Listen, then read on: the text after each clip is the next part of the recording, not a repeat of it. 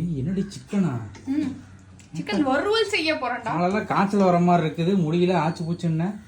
என்ன சிக்கனு? நீ ஐயோ கடவுளே, என் புருஷன் எப்படி பண்ணுவான்னு தெரியுமா? நான் என்ன பண்ணுவேங்கிறதுக்கு முன்னாடி என் புருஷன் காய்ச்சல் வர்றதுக்கு 2 நாளைக்கு முன்னாடியே மூடி படுத்துருவான்.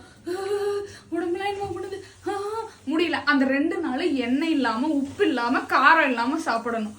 காய்ச்சல் அன்னைக்கு ஸ்ட்ரிக்டா கஞ்சி மட்டும் தான் குடிக்கணும். டாக்டர் அதான் சொல்றாங்க. என் புருஷன் மட்டும் கிடையாது, என் புருஷனோட குடும்பமே மொத்தத்தையும் இதேதான் சின்ன வயசுல இருந்து ஏதோ ரூல்ஸ் புக் மாதிரி ஃபாலோ பண்ணுவாங்க. மாத்திரை டாக்டர் எத்தனை கொடுத்தாலும் லவக்கு லவக்குன்னு உள்ள போட்டு தண்ணி குடிச்சிருவானுங்க.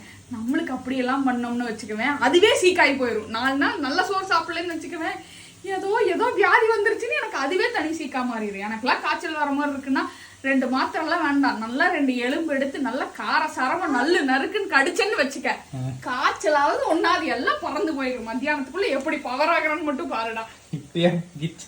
சிக்கலை பார்த்தோடே பவர் ஆகிட்டே. ஐயோ சிக்கனே.